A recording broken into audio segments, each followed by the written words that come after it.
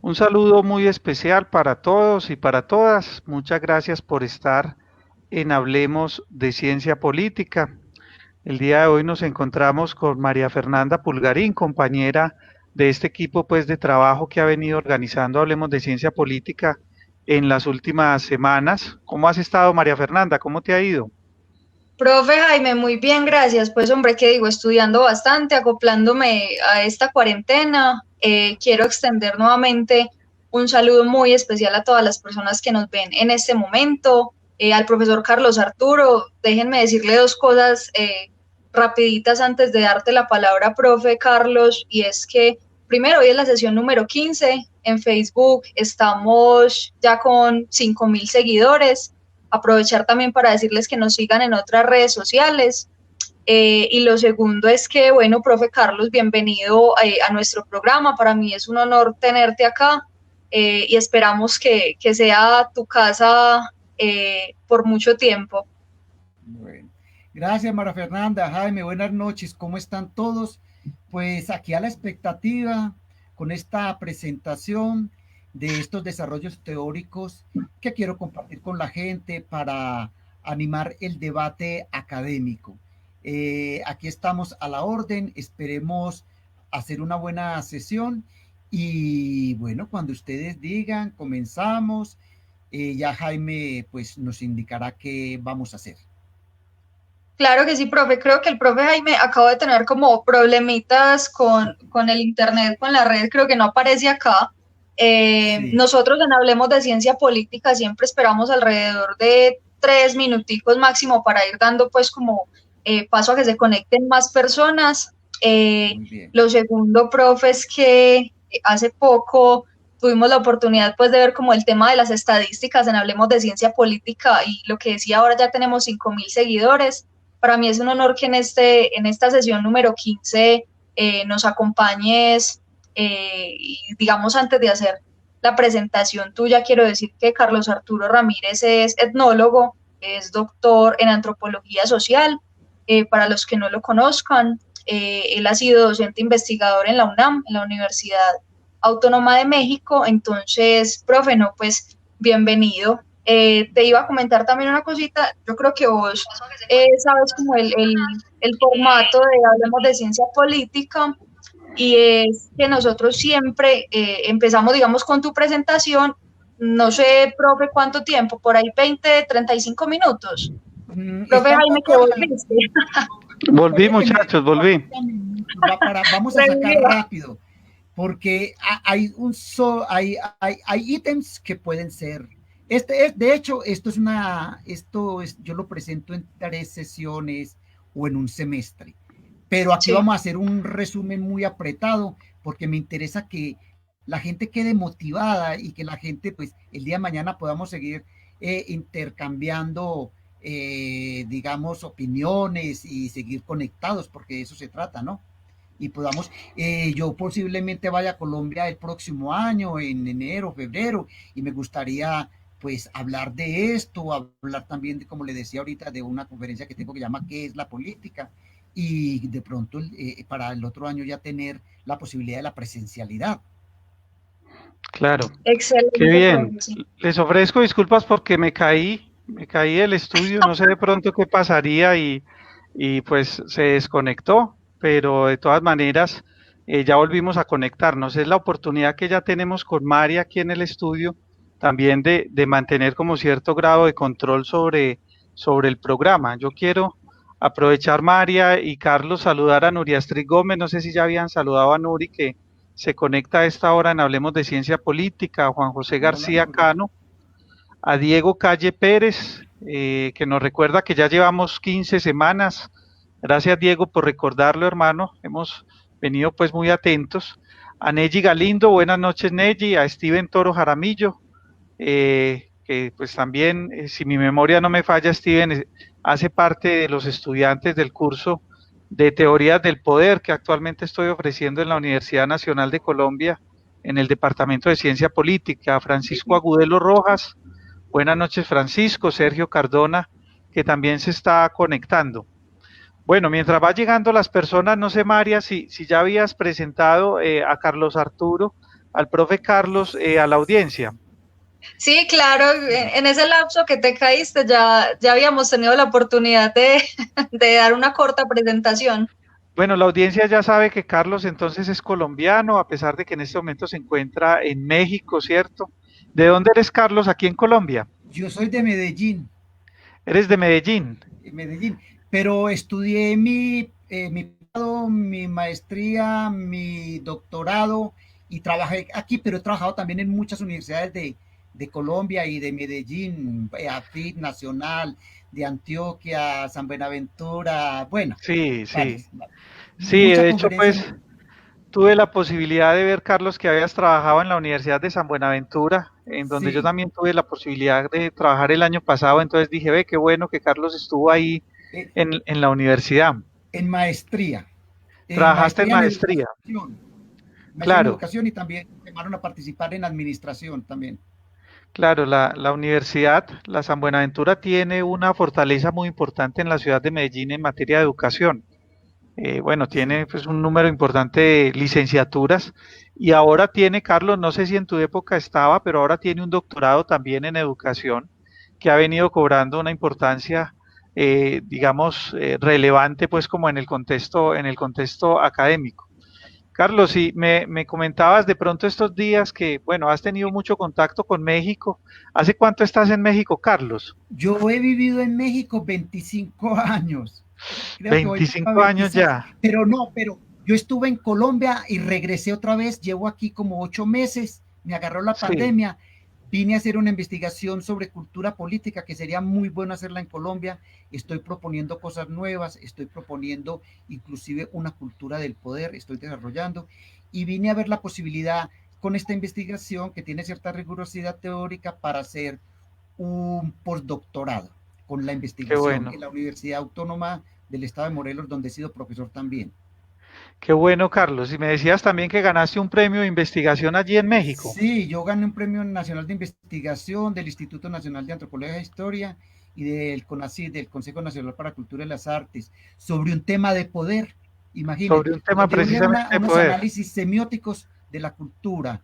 Estudié desde los gestos, la prosémica, estudié el consumo de objetos, estudié las marcas verbales, paraverbales, y entré a demostrar cómo el poder está, como te decía esta mañana, posiblemente en cómo mascamos chicle. Sí, señor. Si tú Y Excelente, tienes el, la... eso es muy Michel Foucault, de hecho, ¿no? Día de Sí, estos es tenemos una Foucault, sesión de es muy Foucault. Foucaultiano y también, bueno, sí es Foucaultiano, y yo retomo a Foucault y propongo cosas un poquito más allá de Foucault. ya, ya, muy bien. Quiero aprovechar también pues, este momento para saludar a los estudiantes de Teorías del Poder de la Universidad Nacional. Ya los había saludado, pero para quienes vayan llegando.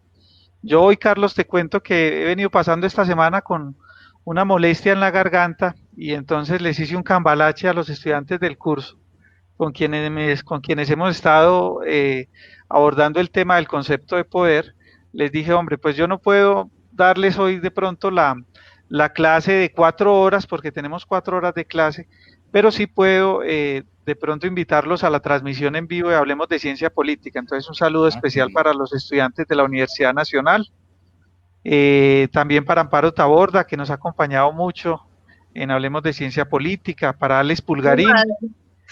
compañero defensor de derechos humanos. Alex, me alegra mucho verte de nuevo, para mi madre que también está por aquí, Sergio Cardona, a quien también esperamos en este espacio en algún momento, José Pedro Jung, bueno, hay mucha gente que ya se ha venido conectando, ya tenemos 51 personas conectadas, Carlos. Bueno. Bueno, Carlos, entonces estábamos hablando con María Fernanda del formato, ¿cierto? Tal vez cuánto tiempo te puedes demorar, Pues Carlos. yo lo que más puedan dar me queda a su disposición. Voy a tratar de acortar, voy a tratar de ser muy sintético. Lo que pasa es que como son conceptos novedosos, les va a tener obstáculos epistemológicos para entenderlos, porque van a tener otra idea que no le permite entrar esta. Pero bueno, Qué bueno, vamos a ver cómo le hacemos. esa es lo más interesante. Además, yo pues quiero contarle a la audiencia que Carlos es el primer expositor que tenemos conectados desde fuera de Colombia, pues en estas 15 sesiones que llevamos. desde México. Y bueno, ahí tenemos también otras personas que nos han venido como haciendo pues propuestas. Vamos a ver si podemos concretarlas, ¿cierto? Pero Carlos es pues nuestro primer expositor, digamos, internacional, a pesar de ser pues colombiano, ¿cierto? Entonces, Carlos, yo creo... Porque tengo nacionalidad mexicana.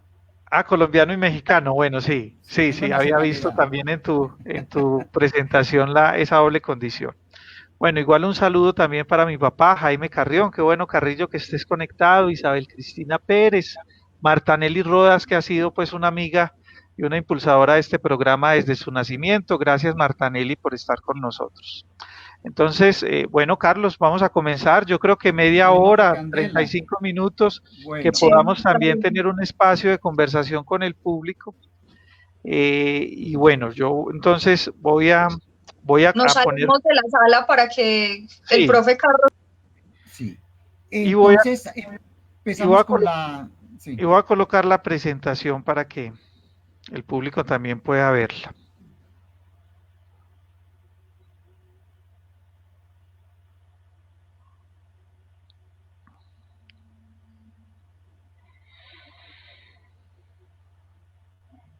Un momento, por favor.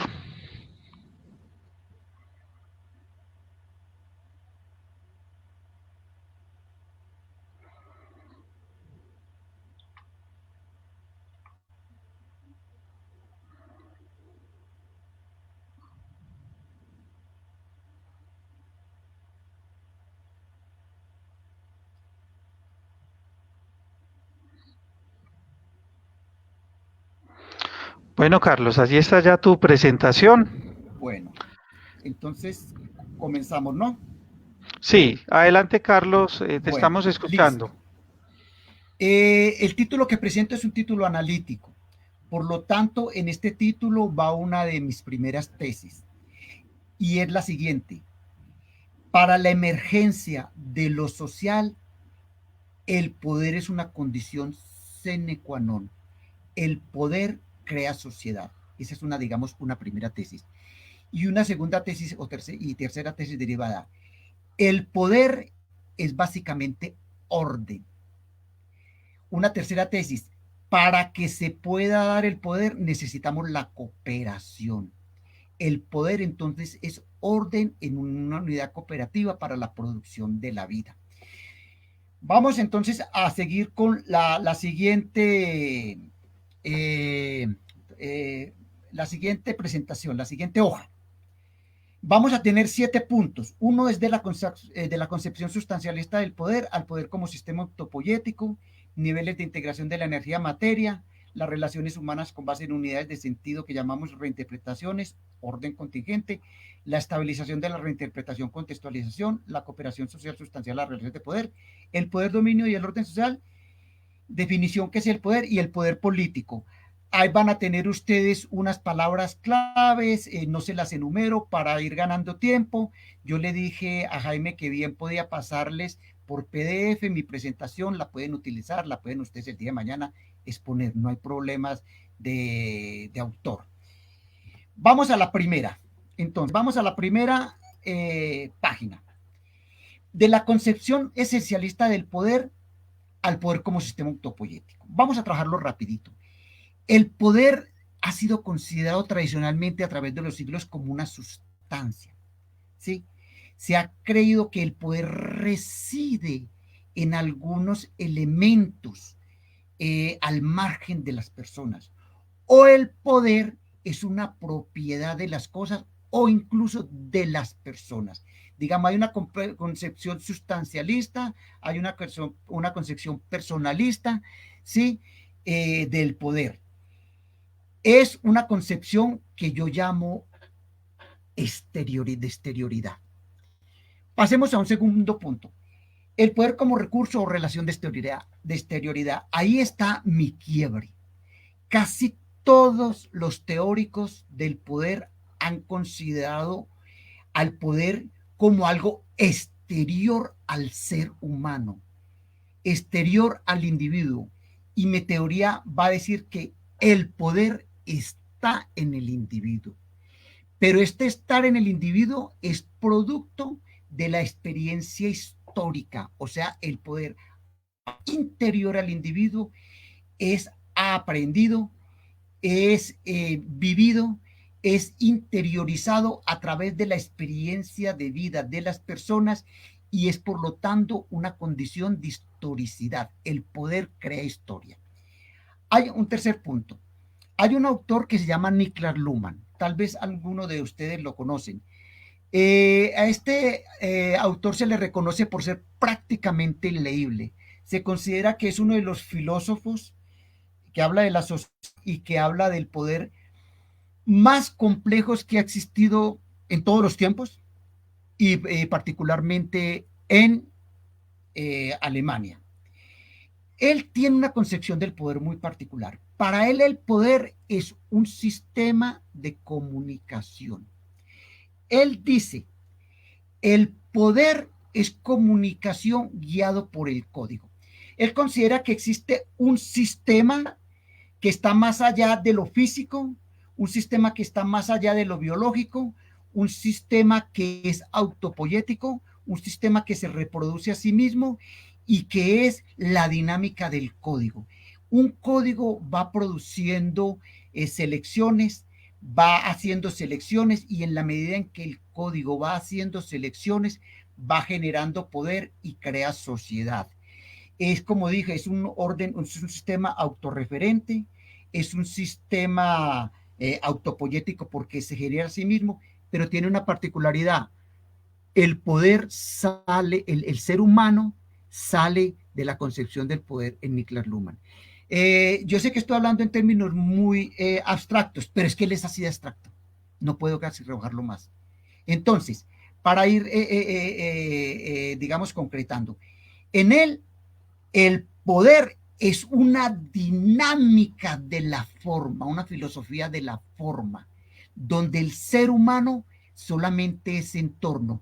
Quiere decir que el poder es un nivel de integración que saca definitivamente al ser humano de la posibilidad de influir en su dinámica. El hombre quedaría y el hombre y la mujer, el ser humano quedaría condenado a soportar simplemente la dinámica de las operatividades del sistema que se basa básicamente en un código. Como le digo, es demasiado abstracto, pero ese es su planteamiento. El ser humano entonces sale de la posibilidad de tener inferencia en el poder. Mi tesis es que el ser humano, yo le reconozco todo esto del sistema al autor, pero en el caso de mi planteamiento, el ser humano tiene la posibilidad de incidir en la dinámica del poder, porque como voy a demostrar, el poder es un orden semiótico y el yo, la conciencia y la mente son semióticas. Vamos a tratar de demostrar entonces eso. Primero, yo planteo una teoría, ¿sí?, que se basa en un argumento evolutivo de la energía-materia, donde planteo que el universo es uno solo, con simplemente que tiene diferentes niveles de integración. Eso es muy sencillo. Hay un orden cuántico, ¿sí?, que son las relaciones de las partículas cuánticas, que tiene su lógica, su operatividad. Y existe un orden emergente que es el orden atómico. Las leyes del orden cuántico no pueden ser explicadas por las leyes del orden atómico. Y las leyes del orden atómico no pueden ser explicadas por las leyes del orden cuántico. Pero entonces tenemos varios. Por ejemplo, ¿cómo son las relaciones entre partículas cuánticas? Entonces, por ejemplo, 2 quarks, 3 quarks, uno arriba, 2 abajo, producen neutrones o producen protones. Y tiene toda una dinámica para ir construyendo todas estas partículas subatómicas hasta que aparece el nivel atómico. Cuando aparece el nivel atómico, las relaciones son diferentes. Ahorita vamos a hablar entonces qué es un orden emergente. Otro orden emergente entonces es el químico, después del atómico. Las propiedades del orden químico no pueden ser explicadas por las propiedades del orden atómico ni del orden cuántico. Luego tenemos otro orden, el orden biológico, el orden de la vida, el orden de la célula. La célula es un sistema autopoético, solamente se explica en sí mismo, es autorreferente, pero existe otro orden, que es el orden mental semiótico. El orden mental semiótico, aunque se basa en los anteriores órdenes, es un orden de relaciones con propiedades particulares que no lo explica el orden biológico. Los neurobiólogos dicen hoy en día, y yo estoy totalmente de acuerdo con ellos, de que el cerebro produce la mente, pero una vez el cerebro produce la mente, el sistema de la mente que es semiótico no lo puede explicar el cerebro. Entonces, hay una continuidad que, por ejemplo, Luhmann nunca explica, ¿sí? Pero hay un nuevo orden. Entonces, para mí, la mente, el yo, la conciencia son órdenes semióticos. Y el orden semiótico y el poder, bueno, y dentro de este orden semiótico está el poder y la sociedad. La sociedad es un orden semiótico, el poder es un orden semiótico. Pero entonces, ¿de qué se trata este orden semiótico? Vamos a ver. Aquí hablamos en la tercera página hablamos de las relaciones humanas con base en las unidades de sentido que llamamos reinterpretaciones, un orden contingente en semiótico. Voy a trabajar esto en términos generales. Dentro de la neurobiología dice que inclusive cuando nosotros miramos el mundo no lo percibimos directamente, sino que lo construimos con base en algo, en la memoria. Cuando tú miras a tu esposa, cuando miras la hoja, cuando miras al policía golpeando al que protesta, no estás teniendo una relación directa, sino que con base en lo que hay en tu memoria, tú reconstruyes esos estímulos visuales y genera algo que se llama sentido. No son conexiones sinápticas, ¿sí? Requieren de las condiciones, de las conexiones sinápticas, pero genera un orden que nosotros le hemos denominado semiótico y de sentido, que es una relación entre las cosas que no es tangible, pero que tiene su correlato físico. Por eso dice entonces Minsky, que vemos lo que nos dice nuestra mente, lo que nos dice nuestra memoria. ¿Qué es un sentido? El sentido es el significado que nosotros le damos a las cosas. Las cosas no tienen un significado en sí, sino que nosotros a través de nuestra experiencia, ¿sí? Vamos construyendo un orden de sentido por el cual las cosas son lo que son. Cuando tú miras una hoja de una palmera, ¿sí? Estás viendo un orden, no ves un estímulo, estás viendo un orden semiótico. Palmera está relacionado con playa, palmera está relacionado con coco. Entonces, estos sentidos que las cosas tienen, ¿sí? Son lo que yo denomino objetos, son objetos de memoria, objetos de sentido, que son construidos, pero una cosa puede significar que sea A o una cosa puede significar que sea B. Los sentidos siempre son contingentes. Una cosa definida siempre podrá ser redefinida. Esto es muy importante para entender la teoría del poder. Yo denomino entonces a las cosas objetos de conocimiento. Para mí una hoja, para mí un polvo, un polen, un policía golpeando a un manifestante, el amor, un parto, es un objeto de conocimiento. Está construido con conocimiento y el conocimiento es memoria. Aquí es donde yo voy a darle sustentación. Las cosas están en nosotros como memoria. Esta memoria es una memoria construida a través de la experiencia social histórica y del individuo. ¿Qué nos va a permitir esto? nos va a permitir eliminar la contingencia. Porque cuando yo veo un objeto y yo digo policía, y el otro me entiende policía, estamos eliminando la contingencia de que sea delincuente. Hay gente que ve un policía y dice delincuente. Puede ser obvio un político y dice delincuente. Pero cuando los seres humanos comparten un mismo objeto de conocimiento que se adquiere en la experiencia histórica y en la experiencia del sujeto y se localiza en el cerebro y en la mente también. Como memoria tenemos la posibilidad de una comunicación.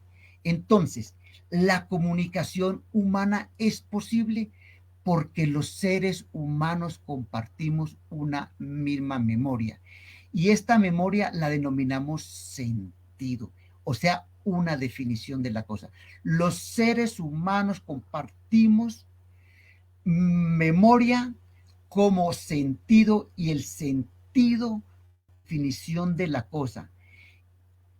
Puesto de esta manera, eliminamos la contingencia, lo cual no quiere decir que se elimine la estabilidad de la definición de la cosa. Toda memoria tiene la particularidad que lleva a la conducta humana. Puede ser una conducta pasiva o puede ser una conducta activa. Pues, ¿sí? Nosotros decimos pan y no lo comemos, pero si nosotros decimos veneno, no lo comemos. Entonces, todo sentido genera una conducta. Y esto se va a llamar orden semiótico. Voy a ir un poquito más rápido porque no me va a alcanzar el tiempo. Entonces, ¿qué tengo yo aquí? Planteo que el mundo, en términos filosóficos, el mundo es un orden de relaciones contingentes. El mundo es una red de memoria. El mundo es una red de contextos, porque nosotros internalizamos los sentidos de las cosas en nuestra mente, no como objetos aislados, sino como relacionados con los otros. Nosotros nunca interiorizamos un objeto de conocimiento solito, sino en relación con otras cosas. Entonces, finalicemos aquí, los seres humanos comparten memoria que están dentro de contextos y cada individuo es un contexto, pero estos contextos son también compartidos. Entonces, la comunicación humana, y con esto toco un problema muy álgido de la filosofía y de la fenomenología, la comunicación humana, la intersubjetividad es memoria compartida como sentido contingente.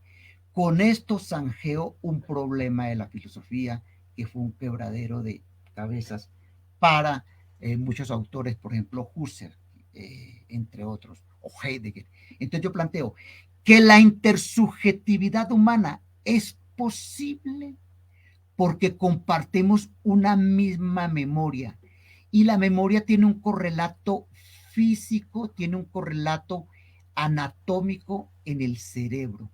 Entonces, en tanto tú y yo compartimos una misma memoria, podemos, 1, comunicarnos, generar de subjetividad, 3, generar orden, 4, generar relaciones organizadas, 5, generar sociedad.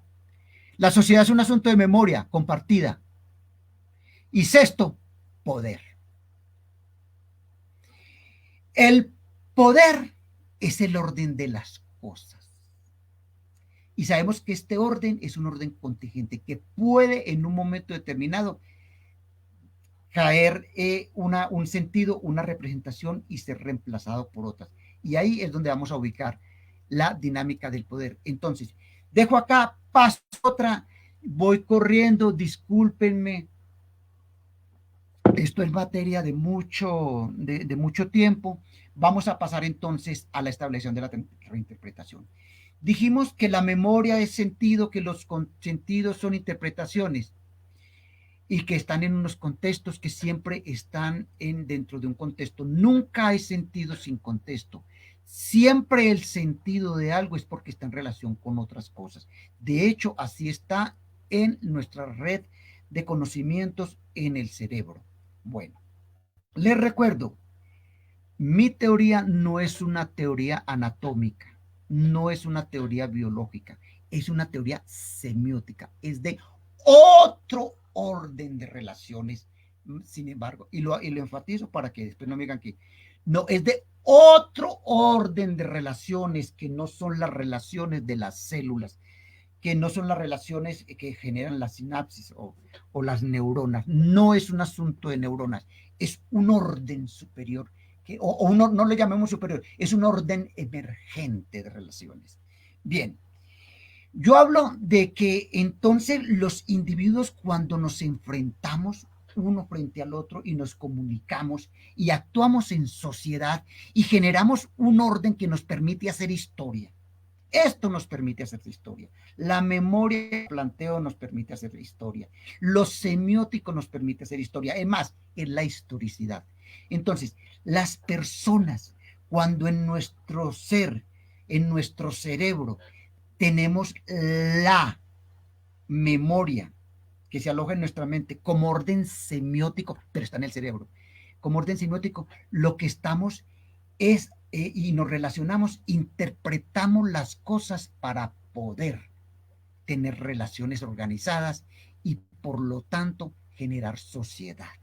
Entonces, los individuos nacen dentro de una sociedad, nacen dentro de un contexto histórico, introyectan ese contexto.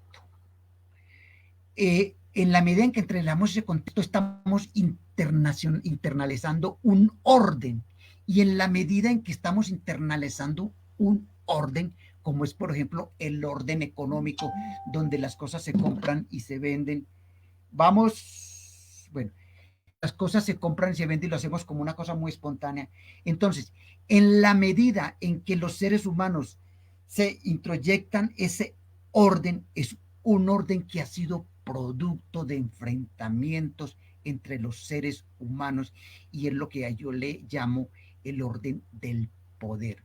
Entonces, todo orden social ha sido generado históricamente y al ser como en las interrelaciones humanas y por ser haber sido generado en interrelaciones es un orden de poder que yo denomino también de dominio. Entonces estoy diciendo, para que haya sociedad, y por si no alcanzo a terminar, es necesario el dominio.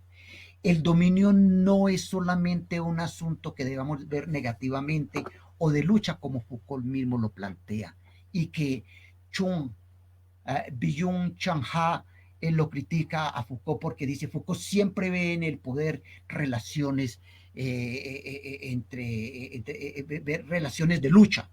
Y yo también critico a Foucault. No. El poder tiene una función más importante que lo que dice Foucault. El poder organiza la sociedad y te organiza a ti y produce las relaciones y permite la emergencia de la comunicación. Ahí me diferencio de Niklas Luhmann, porque yo logro establecer en mi argumentación el orden semiótico en relación con el orden biológico, con el orden químico, con el orden atómico, con el orden cuántico. Establezco una línea de continuidad. Niklas Luhmann nunca pudo resolver esto. Por eso mucha gente no lo acepta. Nunca. Y por eso nunca entendió, para mí, cómo funciona el poder realmente. Y de dónde, y sobre todo, de dónde surge el poder. Y en qué se sustenta el poder. El poder en Niklas Luhmann se sustenta en el código. Y él dice que es el código. Unas operaciones abstractas muy complejas. Así, una operación abstracta. Porque a Niklas le faltó teoría, le faltó consultar la neurobiología. Niklas Luhmann, perdónenme que diga esto porque parece muy pretencioso, pero para mí, y puedo debatirlo con muchos alumnos de él, él nunca pudo hacer esto, nunca. Bueno, entonces, ¿qué pasa con las reinterpretaciones? A ver, yo interpreto qué son las relaciones de poder. Las relaciones de poder generalmente suceden dentro de un clima casi hasta cálido, un clima espontáneo, un clima de no cuestionamiento. Todos estamos llenos de poder, nosotros estamos programados por la sociedad y vamos y compramos y aceptamos las cosas y hay un orden machista y hay un orden en el cual aceptamos una serie de ordenamientos del mundo y conforme a él actuamos. Pero ojo, esto no es problema. Las relaciones de poder implican que durante la historia se fueron estabilizando algunos sentidos. Por ejemplo, el sentido de la mercancía, el sentido del intercambio, que aparentemente es algo muy natural. Y no, en las relaciones cuando tú vas y compras a una farmacia o a un tianguis, a un lugar donde venden frutas, ¿sí? Estás bajo bajo digamos, un contexto de poder, un orden de poder, te está simplemente conduciendo tu conducta. Un niño va a una frutería y coge una fruta. El niño tiene que aprender que por la fruta se paga. Ahí hay una relación de poder. En el comprar la fruta hay una relación de poder. En el pedir la novia, digamos yo que soy etnólogo, hay una relación de poder. En el pagar impuestos hay una relación de poder. En elegir y ser elegido hay una relación. En todo hay una relación de poder. Entonces, simplemente es el orden de nuestra acción, es el orden de la praxis. El poder es el orden de la praxis. Pero, ¿qué sucede? Que como el poder, como orden de la praxis, se basa en sentidos, lo que las cosas son, pero como son contingentes, están constantemente en desequilibrio y pueden ser en un momento determinado. ¿Yo por qué tengo que pagar por una fruta? Y eso, no pago por la fruta. Tengo hambre y la tomo. La tomo simplemente. Entonces, ¿qué pasa? Que cuando dos personas se enfrentan y tienen una misma memoria y no se cuestiona, el poder actúa casi que de manera subconsciente, de manera de conciencia implícita. Pero puede surgir un momento en que alguien diga no. Y cuando dice eso no es así, empieza una lucha de cómo contextualizar esa actividad, ese objeto, esa cosa, para que o se quede con el mismo sentido o adquiera otro sentido. Una relación de poder exacerbada es cuando dos sentidos se enfrentan porque se relacionan con contextos diferentes. Ahí entonces está el poder. Entonces, lleguemos a otra conclusión. El poder son juegos de contexto. Cuando yo con mi discurso me enfrento a otro discurso, lo que estoy enfrentando es un contexto para contextualizar un hecho o un objeto o un acontecimiento. Entonces, por si se me acaba el tiempo, tenemos otra conclusión. El poder es un juego de contextos, ¿sí? En los cuales ocurren con mucha, digamos, sin ningún problema, pero sigue siendo poder, dominio. O puede llegar a la exacerbación. Foucault es de la segunda parte, no de la primera. Foucault está en la lucha de contextos, de símbolos diferentes. No, el poder no está solamente ahí, señor Foucault. El poder, como lo critica Byung-Chul Han, que es un coreano muy famoso, les recomiendo que lo lean porque él habla del poder. No me gusta su concepción del poder, también lo critico, pero digamos que él es hoy por hoy una de las personas más sobresalientes en torno a estas discusiones del poder. Y él lo critica. Sí, señor Foucault, el poder también puede estar en las relaciones, entro en la relación de cooperación. Ya me estoy empezando a saltar un poquito de las cosas y para poder finalizar. Ojo, entonces, el poder es orden social. El poder es comunicación. El poder posibilita las relaciones humanas, pero el poder tiene que ocurrir en contextos de cooperación. Para que el poder pueda jugar, tiene que existir de fondo la cooperación. Vivir en sociedad es vivir en un contexto cooperativo. Si no hay cooperación, el poder es como una llama, un fuego fatuo, que aparece y desaparece inmediatamente. Entonces es como una partícula del orden cuántico que nos estabiliza, como los quarks, que casi nunca están solitos, sino que siempre están unidos con otros quarks para formar neutrones, protones, sí, neutrones, protones. Entonces, ojo, para que se dé continuidad, para que realmente el poder pueda generar continuidad y pueda haber estabilización y pueda existir la sociedad, el poder siempre actuará en un contexto cooperativo. Ya lo dijo Hegel, lo enunció por allá Hegel y lo habló así con respecto al poder. Dijo por allá, no lo trabajó mucho, no lo dijo tan explícitamente como lo digo yo, pero él dijo, en estos días lo estuve consultando a Hegel, y él habla de que la cooperación es necesaria para la existencia del poder. Entonces, ojo con eso, tenemos poder, tenemos orden, y tenemos, los órdenes son necesarios para vivir. Entonces, el poder es una condición sine qua non para la existencia humana. El poder es una ventaja adaptativa que posibilita las operaciones del cerebro a través de las neuronas y que permite que surja el orden de lo semiótico y agarre otro cuento, como dicen en Colombia. Eso es otro paseo. El orden semiótico es otro paseo al orden cuántico y a los otros órdenes, como el orden biológico es otro paseo con respecto a la química, al orden químico. Muy bien. ¿Por qué yo hablo de interpretaciones? Porque entonces, y termina aquí. Yo hablo de reinterpretaciones porque toda interpretación siempre será una interpretación. Ojo, toda interpretación siempre será una reinterpretación. Al niño o a las personas nos llega como memoria. Lo tomamos de la sociedad, pero lo reinterpretamos porque aquí me trae otro elemento. La experiencia de vida del sujeto juega.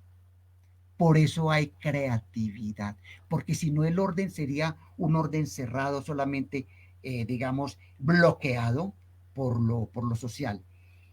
El ser humano entra, como ser semiótico, entra al juego de los contextos y los interviene, y los tumba, y los desestabiliza, y genera nuevos sentidos, genera historia, genera sociedad.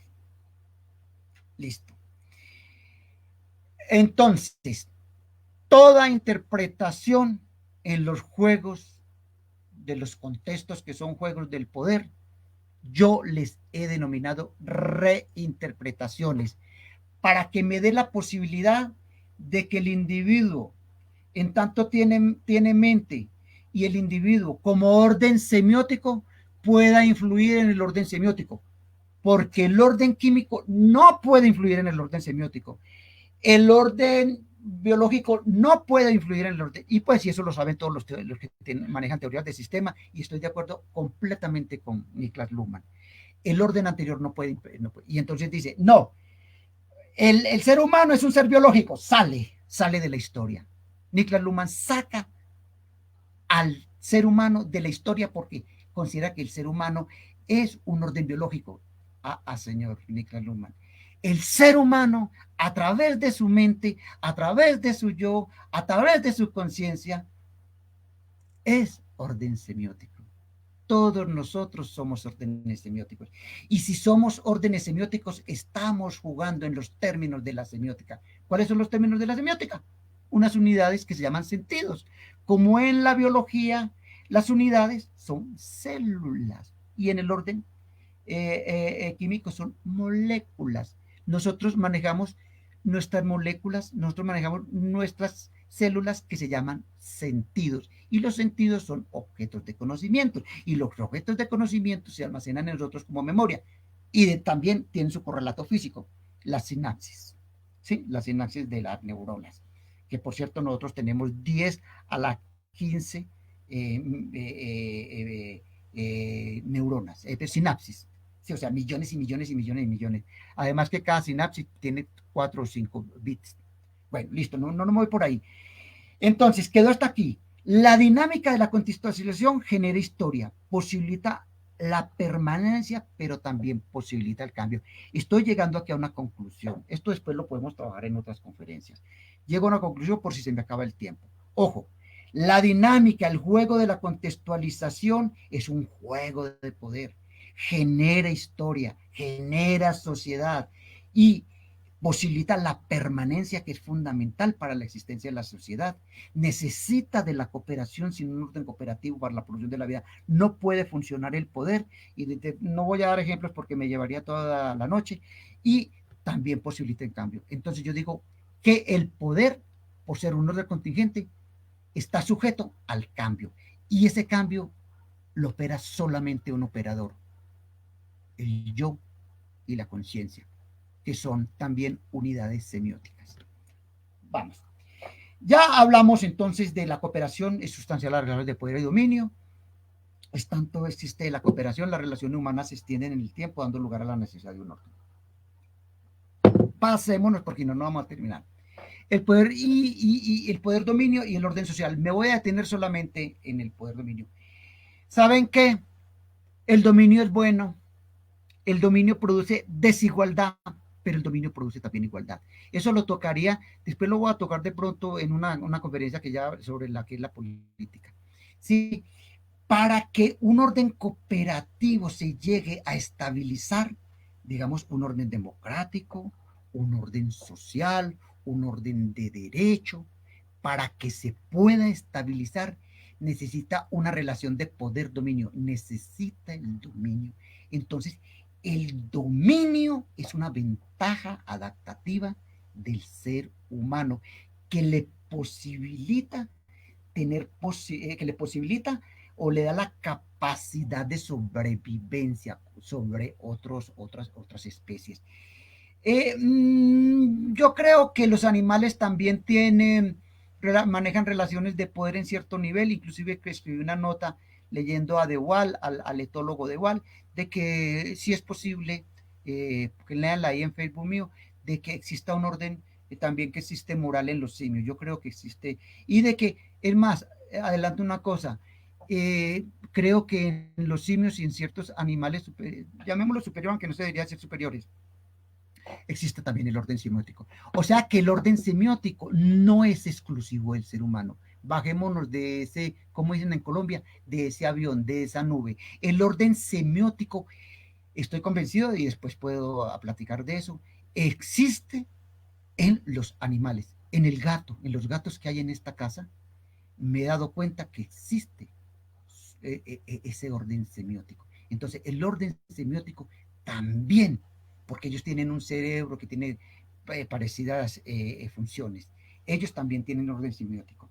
Bueno, entonces, el poder es una relación de contingencia entre dos o la posibilidad de dos interpretaciones, entre dos interpretaciones o la posibilidad, ¿sí? La posibilidad de que haya otra interpretación. Eso es muy importante para terminar ahorita. Entonces le llamo al poder como una relación de tensión, pero toda relación de tensión se tiene que resolver en dominio, ¿sí? El helado tiene que cuajar. Si el helado no cuaja, no hay helado. Puede tener todos los ingredientes y por allá aparte puede tener el frío. Pero cuando se unen el frío y los ingredientes y el batido del helado, podemos tener helado. No hay poder si no hay dominio. Deberíamos hablar casi que en vez de relaciones de poder, deberíamos hablar de relaciones de dominio. Quedaría más explícito, me parece que es más preciso. Pero entonces yo he optado por hablar de relación de poder, dominio. Toda relación de poder es dominio. Si una relación de poder no es dominio, chao, no hubo helado. No hubo helado, simplemente, no hubo helado. Bien.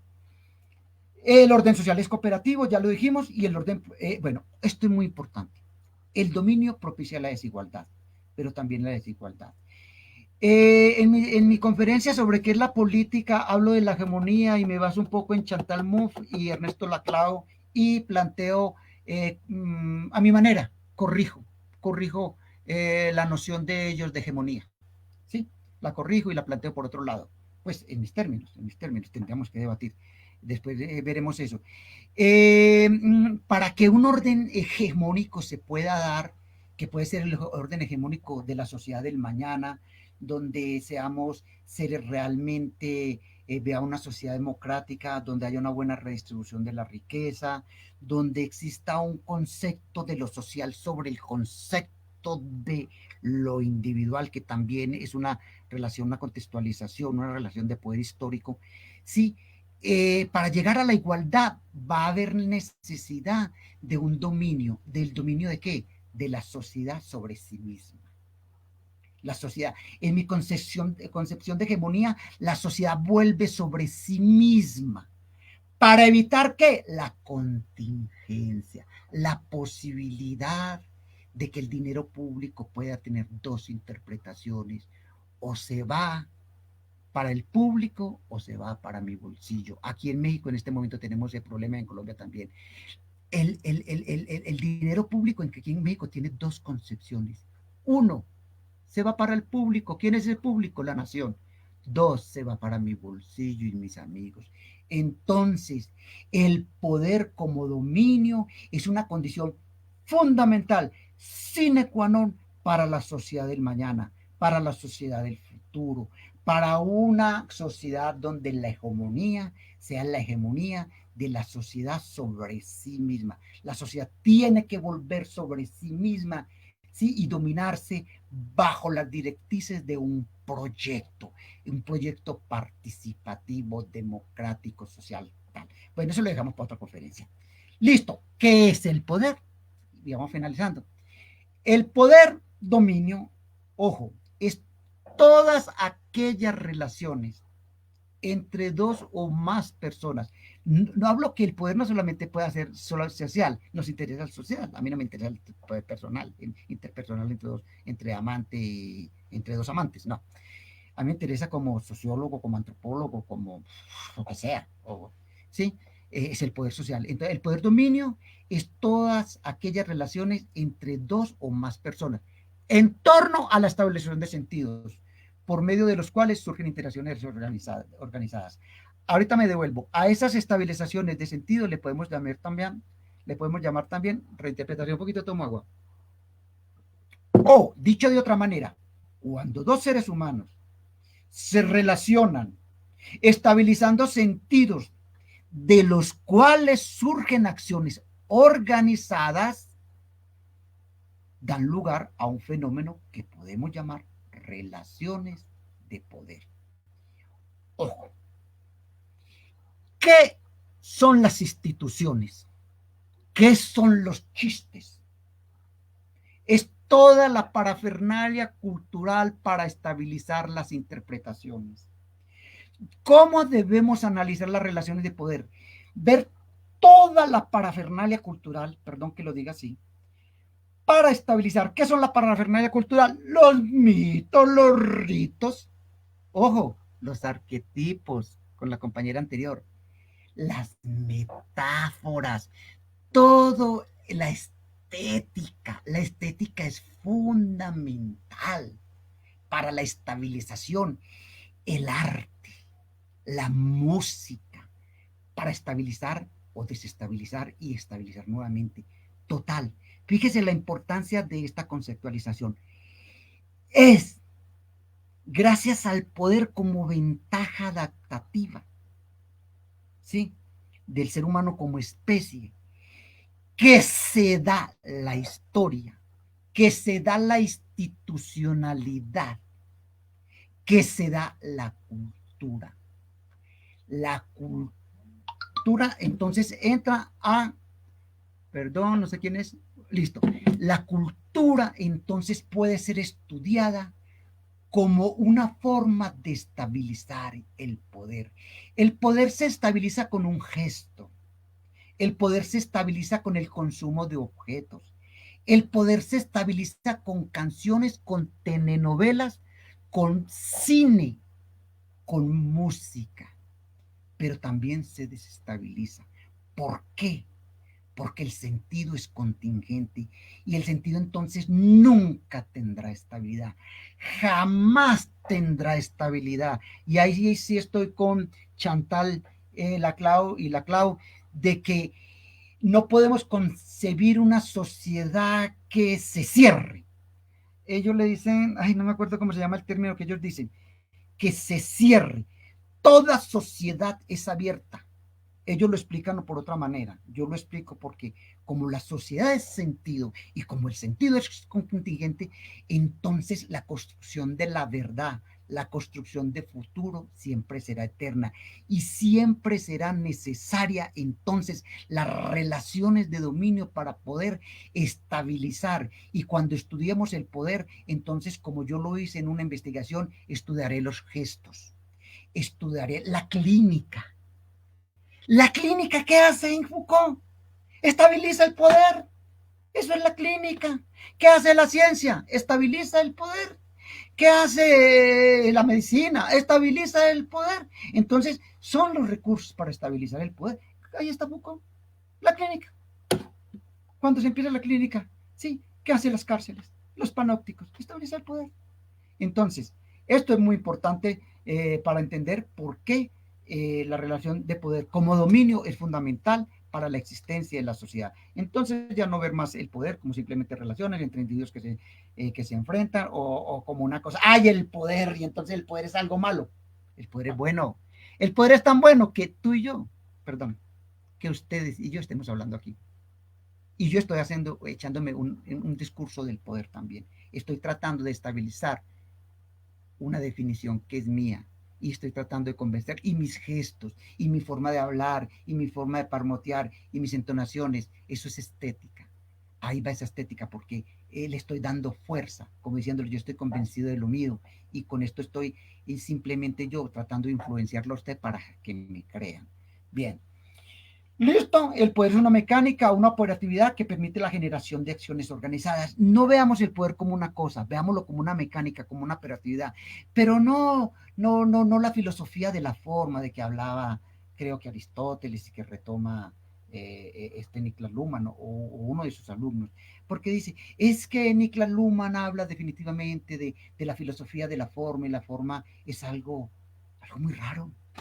Son unas operaciones por allá, todas complejas, dice él.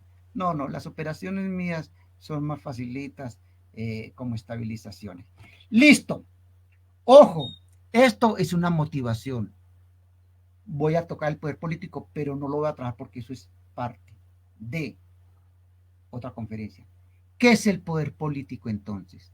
Ojo, el poder político es una parte del poder. ¿Cuál? Las relaciones de poder dominio que definen y gestionan los asuntos públicos de un público que coopera para la producción de un fin. Entonces, ¿qué es el poder? ¿Qué es el poder político? Todas aquellas relaciones de poder dominio definido en los términos que yo lo defino, que definen y gestionan los asuntos públicos. La definición de los asuntos públicos es una de las dinámicas fundamentales del poder político. Definir qué es lo público. Si el vientre mío como mujer es de competencia del público a través del gobierno basado en algo que se llama Estado, que también yo redefino el Estado porque generalmente casi perdónenme, los filósofos y los de las ciencias políticas confunden que, o no me parece su definición de Estado, ¿sí? A veces lo personalizan. Bueno, después lo hablamos y verá. Y los políticos sobre todo, yo digo sobre todo los políticos. Entonces, el poder político es un poder específico. Es el poder es todas las relaciones de poder que están en torno a la definición y gestión de los asuntos públicos. Por ejemplo, se habló de la política transicional. ¿Se está gestionando qué? La paz. ¿Sí? Se habla de los desplazados. se está gestionando la paz, se está gestionando el bienestar que el Estado, ¿sí? Que el Estado más bien, no, que el gobierno debe garantizar como un mandato, oiga, que el Estado, que el gobierno debe garantizar como un mandato de la nación, con los instrumentos de gestión que es el Estado. El Estado es un instrumento de gestión, ¿sí? Y la paz es un asunto que debe gestionar, en este caso, un gobierno como mandato de la nación, ¿sí? Que le proporciona también a un Estado para operar esta gestión. Y todo esto, ¿dentro de qué?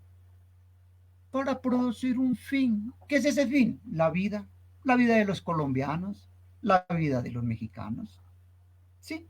Entonces, siempre los colombianos todos participamos en la producción de la vida. La riqueza en Colombia, ¿quién la ha producido? Los colombianos. Es un asunto que hay que redefinir y hay que gestionar y hay que redistribuir. Entonces, todos cooperamos para la producción de un fin en medio de relaciones de poder y dominio. Y estas relaciones de poder y dominio definen y gestionan estos asuntos públicos. A ver, Jaime, muy atropelladitamente, pero quisiera de pronto dejar aquí para pasar a preguntas. Como quieras, Carlos, pues en este momento ya vamos pues como sobre la hora del programa, pero yo creo que está bien y está muy interesante como, sobre todo por lo completa que es tu exposición y tu comprensión como sobre el poder, ¿cierto? No sé si de pronto te queda algún tema pendiente en las notas complementarias que quisieras resaltar, aunque veo que acá de Pues pronto hay más un ejercicio de aclaración sobre conceptos que ya has abordado que he en la tocado. Lo que presentación. pasa, Jaime, es lo siguiente, que podríamos muy bien podernos hablar un ratito del orden cuántico que es necesario. Muchachos y muchachas, hay que estudiar física, como que hay que estudiar matemáticas, hay que estudiar física. Y les recomiendo, estudien física cuántica, estudien biología, estudien química. Es muy importante para entender al ser humano, para entender el poder. Para entender el poder. Ahí toco como algunos temitas que es la comunicación. Por ejemplo, digo, comunicación es memoria compartida que afecta la conducta de dos o más personas en un sentido. Es decir, la percepción de la intencionalidad. Entonces, tanto problema que ha habido con definir qué es comunicación, qué es comunicación, qué es comunicación. Yo planteo que comunicación simplemente es tener memoria compartida, y cuando esta memoria compartida afecta la conducta de dos o más personas en un sentido de comunicación, ¿sí? Cuando yo veo un objeto sobre una vitrina y veo y lo considero eso como mercancía, y el señor que está detrás de la estantería lo considera como mercancía. Cuando yo considero que el señor es el dueño y que yo soy el comprador, y que si me quiero llevar eso, tengo que pagar. Nos comunicamos perfectamente, entonces yo llego a la tiendita de la esquina, abro el refrigerador, saco una rica cervecita, me dirijo a un lugar, no hay palabra, me dirijo a un lugar, saco un billete de 50 pesos, él me devuelve, la cerveza vale como 17, si me la va a cobrar en 35, ay, mismo, un momento se desestabilizó la interpretación, las cervezas valen 17, 20, 25 pesos máximo, no me van a cobrar más.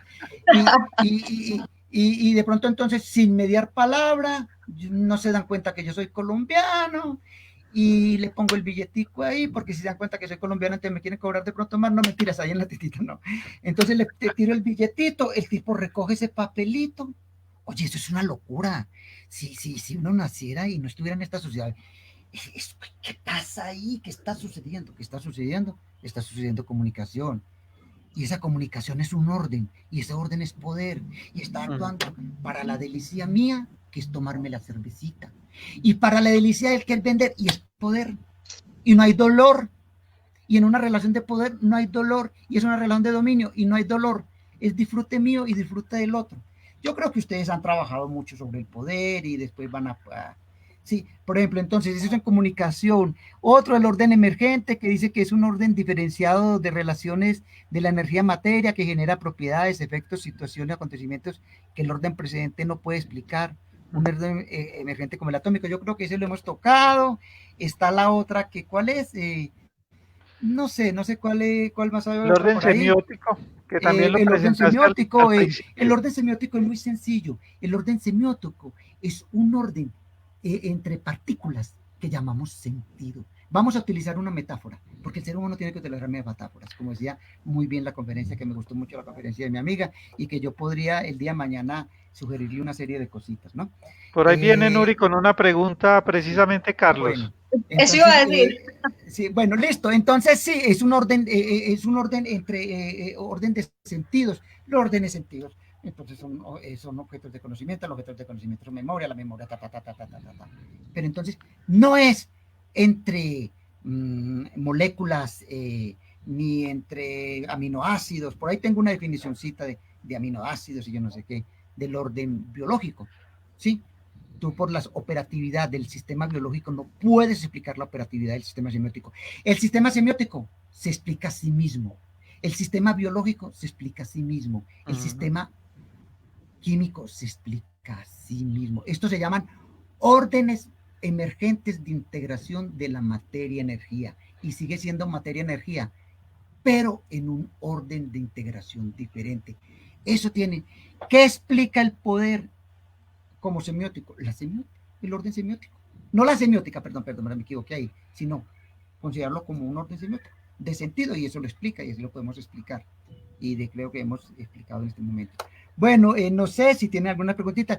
Perdón por emocionarme y por ser un poquitito así tan contundente, pero es que yo soy así.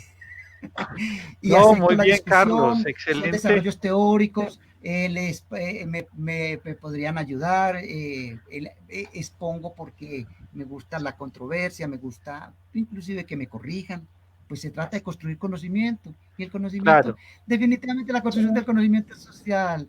El ser humano es muy poco creativo como individuo. ¿Sabe quién sí es creativo? La historia, la sociedad, esa sí es creativa. El ser humano somos muy pocos creativos como individuos. Como sociedad somos muy creativos, como individuos, ¿no? Ese es un cuentito del liberalismo, de que el ser humano es muy creativo, como individuo. muy bien, Carlos, qué bueno. María, ¿tienes alguna pregunta para el profesor Carlos Arturo? Después de esta Claro, excelente claro. exposición que nos ha hecho Carlos, que exige mucha abstracción, como él decía, ¿cierto? Una Sí, capacidad de muy abstracción abstracto. fuerte para uno poder también apropiarse de los conceptos que él nos brinda y darles una utilidad, ¿cierto? Darles una utilidad. Sí. De pronto, ¿qué inquietud tienes, María, sobre esta propuesta de Carlos Arturo?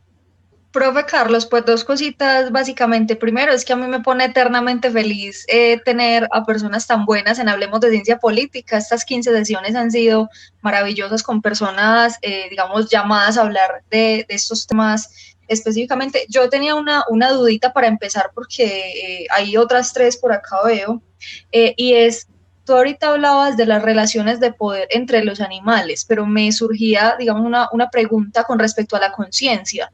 Si bien, digamos, unas relaciones de poder requieren conciencia y los animales no la tienen, ¿cómo sería esa relación directa entre eso? No, pues asústese más. Hay neurobiólogos, Damasio, que plantea que en la meba hay protoconciencia, porque la conciencia surge de sentir el cuerpo. Después les podría hablar sobre la conciencia y definirle qué es la conciencia, cuándo surge la conciencia. ¿Sí? Pero imagínense, Damasio plantea que en animales unicelulares son animales sintientes y la conciencia tiene origen en que nosotros nos podamos sentir. Si nosotros no nos sentimos, no puede haber conciencia. Si a ti te inmovilizan, si a ti te ponen una inyección, ¿sí? Y te anestesian una mano y la tienes aquí atrás como la tengo yo detrás de la silla, y llega un perro, me la muerde, no siento, no tengo conciencia de ese mordisco. No puedo, entonces, si estoy dormido no tengo conciencia. La conciencia es un estado, según Damasio, sí, que es uno de los tipos que hemos adelantado, y que dentro de de la inteligencia artificial se trabaja mucho. Hay gente muy interesante, Minsky, Damasio, Eglinton, Eric Kandel, Grabau, Hill, Papper, Dreyfus, Stuart, el Ginás de Colombia. Entonces, Sí. bueno, se puede hablar de conciencia y de protoconciencia. Los animales tienen cierto grado de conciencia. Cuando el perrito agarra la correíta y te la entrega o te la tira a tus pies para que lo saques a pasear, hay un leve protoyo. Él se genera expectativas, que por cierto, Niklas Luhmann dice que las expectativas están definidas por el código, entonces nos jodimos, ¿sí? Entonces hay expectativas. Y en la medida en que haya esas expectativas se tienen que relacionar con un operador, que es el perro. El perro tiene, o el gato tiene cierto grado de conciencia, no de los niveles que nosotros tenemos. Nosotros tenemos muy parecido, nuestro cerebro puede ser relativamente parecido al de ciertos animales. Entonces hay conciencia. En los chimpancés hay aprendizajes, por ejemplo. ¿Sí? En los chimpancés hay memoria, sobre todo. Hay memoria y hay inteligencia. ¿Por qué? Porque ¿qué es la inteligencia? La inteligencia es una conducta que resuelve un problema nuevo que no estaba en tu memoria y lo sigues utilizando. Cuando tu conducta es producto de un pensamiento nuevo, hay inteligencia. Porque si no, seríamos, digamos, simplemente seres que, como las computadoras, que hay un chip y en ese chip viene todas las operaciones que se van a hacer y digamos, hasta ese nivel no hay todavía inteligencia en las computadoras. Puede que posteriormente haya. Entonces, en los animales hay protoconciencia. Son más parecidos que nosotros creemos. En los animales hay jerarquía. ¿Sabe qué plantea? Léanlo. Franz de Waal, W-A-A-L. Él tiene el mono que llevamos dentro. Yo lo corregiría un poquitico también al de Waal porque no llevamos ningún mono adentro. Eso es falso. No llevamos ningún mono adentro. Él plantea, pues, como chistositamente, pero es incorrecto decir el mono que llevamos dentro. Después les planteo por qué. De Waal plantea que el sentimiento de conmiseración, oiga, y de empatía existe en los animales y lo documenta. La empatía, el ponerse en el otro y ayudarlo, darle comida, acariciarlo, porque se pone en el lugar del otro. Entonces, él dice que nosotros heredamos eso de los animales. Falso, no lo heredamos de los animales. Los animales lo desarrollaron y nosotros lo desarrollamos. ¿Por qué? Porque tenemos operaciones del cerebro parecidas. Entonces, él dice que nosotros heredamos de los animales, por eso el mono que llevamos dentro. O sea que la empatía fue algo que desarrollaron los monos y que nosotros, no señor Waal, no es eso, no es eso. Usted puede ser un premio Nobel porque es premio Nobel, pero no es, nosotros no lo heredamos de ellos. Ellos lo desarrollaron por su lado y nosotros lo desarrollamos por nuestro lado. ¿Por qué? Porque tenemos un sustrato físico, biológico, orgánico parecido. Entonces, que lo hace posible. posible. Es posible que lo hace posible. De Waal, pero me parece excelente ese premio Nobel. Léanlo. De Waal. Es holandés, creo. Es muy famoso, está ahorita. Y es premio Nobel de Biología 2007, creo. Excelente, hay que leerlo. Pero entonces, profe, mañana, por eso, sí. Profe Carlos, qué pena te interrumpo. Mañana seguramente en las horas de la mañana nos puedas compartir tu presentación y también hacer como una pequeña listica de los autores que nos estás diciendo, porque digamos es un tema interesante dentro del poder que muchas personas no. Mañana, ¿y por qué mañana? ¿Mañana qué pasa? Ah, que les envíe. Sí. Ah, yo creí que me estaban invitando a otra. A otra. No, si quiere otra. Mire, no, con seguridad, Carlos, que no tengo horario ni fecha en el calendario porque estoy. Te vamos a tener aquí para hablar sobre esta conferencia que tienes de qué es la política. Sí. Eso, mira, inclusive, que me parece básica. Deme un segundito, te voy a decir el orden de qué es la política. Mire, ojo, propuesta de conferencia, ¿qué es lo político? Primer punto, el orden social en la perspectiva semiótica comunicacional. Segundo punto, ¿qué es el poder? Tercer punto, el ámbito de lo público. Cuarto punto, ¿qué es lo político y qué es la política? Quinto punto, y me encanta este: Estado, gobierno y nación. Defino qué es un Estado, qué es un gobierno y qué es una nación. Sexto punto, me encanta, defino qué es moral, qué es ley, qué es ética y las implicaciones que tiene la política. Tercero, hablo de la relación democracia y liberalismo, y ahí se vienen una cantidad de cosas. Y por último, hablo del Estado social comunalista. No, perdón, como antepenúltimo, el Estado social comunalista. Y por último, hablo de poder social y hegemonía. ¿Cómo les parece el...? Muy No, interesante, seguramente Carlos. si nos puedes compartir tus trabajos, que por acá una última Mañana tienen pregunta. esa propuesta en su escritorio, en su computadora. Si quiere a mí, ahorita mismo se la Por envío. acá, por aquí Elizabeth Cristina Gutiérrez nos estaba preguntando sobre dónde se podían consultar sus investigaciones. Entonces, si Mire, digamos estoy nos puede decir. escribiendo un artículo. Como verán, las aseveraciones que hago son muy delicadas. Estoy contradiciendo grandes pensadores. Es más, no le miento a Sartori. Yo no miento a Sartori, pues en ese momento Sartori no tendría nada que decirme. Entonces, como es muy delicado y como yo tengo que cuidar mi reputación, estoy escribiendo un artículo que próximamente se los pasaré sobre qué es el poder y qué es la política. Y sobre todo, ¿sabes por qué? Porque los argumentos de la neurobiología son muy importantes. Sí, de Waal estuvo en estos días aquí en México y una conferencia, pero virtual, y le dijo a los filósofos: señores filósofos, hay que leer más neurobiología, hay que leer más biología. Ujú. Olvide que somos ese ser tan extraordinario, descendientes de Dios o algo por el estilo.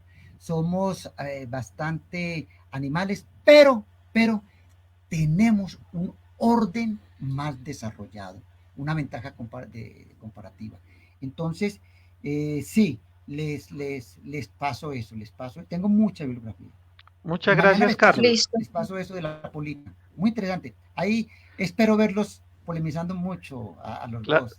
claro que sí, Carlos. Nos vamos a agarrar Aquí porque tenemos les también una batería de preguntas interesantes que han surgido en el público. Sergio Cardona, que siempre nos acompaña, nos dice, bueno, Sergio tiene una pregunta, Carlos, no sé si la alcanzas a ver allí en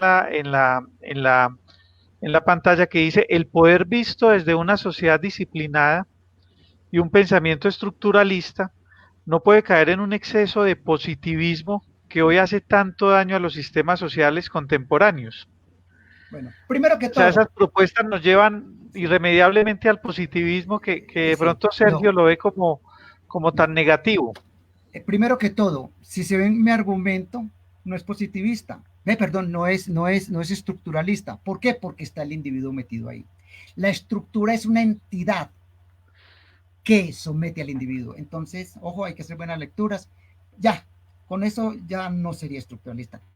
El individuo es semiótico. El individuo Uh -huh. desde su historicidad puede transformar el mundo. Entonces, ya no es estructuralismo, ya no son las estructuras que nos someten, ¿sí? Sino que hay estructuras, porque tiene que haber estructuras, o digamos no estructuras, órdenes. Yo en ningún momento mencioné, por ejemplo, evité hablar de sistema y evité hablar de estructura. Yo hablo más bien de órdenes. Ok. Órdenes, sí. Entonces, el individuo participa en la estabilización. No hay estructuralismo, ya, por ese lado. Y no sé, por positivismo, pues no sé qué tanto sería encasillarme en lo de si soy positivista y en lo de disciplinado. No, porque les estoy diciendo que el poder es para crear igualdad y desigualdad. Cuando yo hablo de la desestabilización, de la interpretación y el individuo con la posibilidad de desestabilizar la interpretación, estoy hablando de un hombre insurgente también. La política, perdón, el poder sirve para mantener ese orden, pero ojo, por su naturaleza, para derruirlo y construir uno nuevo. Entonces ahí Uh -huh. tampoco cabría lo disciplinado. Ahora, las sociedades tienden por los poderes cuando se van acumulando a ser sociedades disciplinadas, lo dijo Foucault, y eso es evidentemente, o a ver cuando se están rebelando contra que las cosas tienen precio, porque las cosas tienen precio. ¿Quién dijo? ¿Sí? Los niños no saben eso. Los indígenas no saben eso. Cuando yo visitaba las comunidades indígenas, ¿sabe qué pasaba? No podía dejar un pancito por ahí porque se me lo comían. ¿Por qué? Porque en esa sociedad todo es de todos. Entonces un indígena pues, posiblemente hubiera podido venir acá y agarrar las cosas. Entonces, no. Yo estoy hablando del poder como un mecanismo, como una operatividad que necesariamente lleva a la estabilización, pero es una estabilización inestable que prontamente, o prontamente no, puede caer en la desestabilización. Puede vivir varios siglos, puede vivir una centuria, no sé, unos años, pero entonces, ojo con esa mecánica, ¿sí? Esa mecánica, estabilización, desestabilización, y se mete el individuo y rompe la estructura. Entonces no es la estructura, no somos dominados por la estructura, ¿sí? Por eso no hablo de sistema, en cambio, Niklas Luhmann sí. Niklas Luhmann, sí.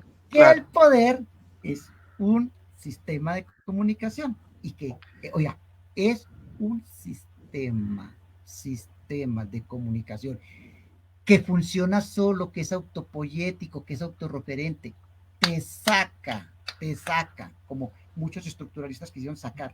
En mi caso, para los sociólogos, les digo, en mi caso, puedo repetir las palabras de este francés, Niklas, se me fue, la vuelta del sujeto a la sociología. Conmigo es la vuelta del sujeto a la sociología. Recuerda que yo hablo de objetos de conocimiento y que hablo de la intersubjetividad. ¿Sí? De los filósofos, de los filósofos, cómo se quemaron las pestañas resolviendo el problema. Pero ¿cómo es posible la subjetividad si no existe Dios? ¿Cómo es posible la subjetividad si no existe un orden en la naturaleza? ¿Cómo es posible la subjetividad si no existe la metafísica? No, pues entonces tiene que existir la metafísica. Por cierto, Niklas Luhmann es un nuevo metafísico, es el metafísico de la forma.